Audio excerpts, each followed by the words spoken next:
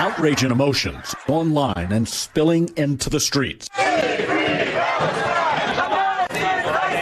Across the U.S., job prospects threatened, donations pulled, and even lives lost in the wake of the October 7th attack on Israel by Hamas and the ongoing war.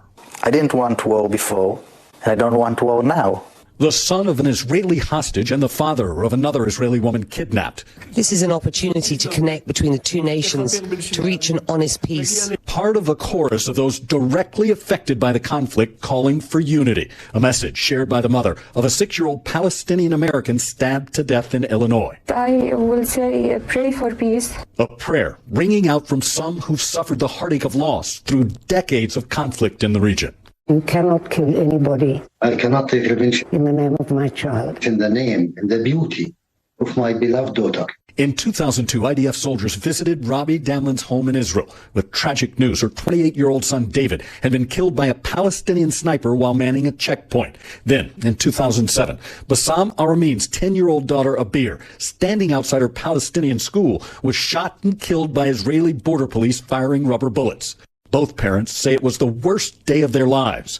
That overwhelming pain, though, a catalyst that ultimately brought them together. Bassam is just one of my best friends. Drobish is a very noble human being. I really respect him. Bassam is family. We respect each other. This is the main thing that creates this unlikely friendship.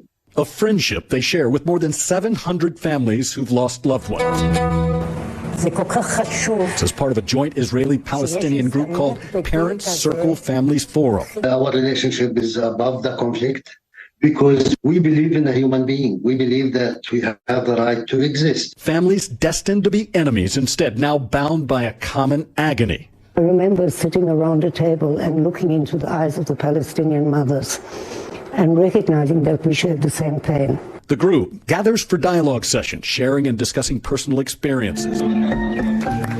They also host summer camps so Palestinian and Israeli kids can learn to play and live together. We are here to hold vigil to demand that there be no more bereaved families. Continuing their mission of hope and unity in the middle of an all-out war. It's a kind of a miracle that Palestinians and Israelis are still willing to talk from our group. It's a conversation they want to share with the rest of the world. When you take a side, what you do is you import our conflict into your country and create hatred between Muslims and Jews. We are not a soccer team to support one side against the other side. There is no winners. The only winners are the graves. Urging Americans to choose their words and actions carefully in online posts and protests.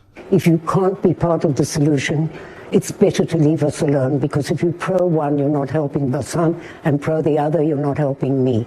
As they work for a way to be at peace in their own homes. Let us make our future much better for our kids, both sides, for our civilians, for our lives. Their group now includes families who've lost loved ones in the October 7th attacks, the war, and some with relatives currently in Gaza. And while the conflict keeps them from meeting face to face, they continue to keep the dialogue going online. Hallie?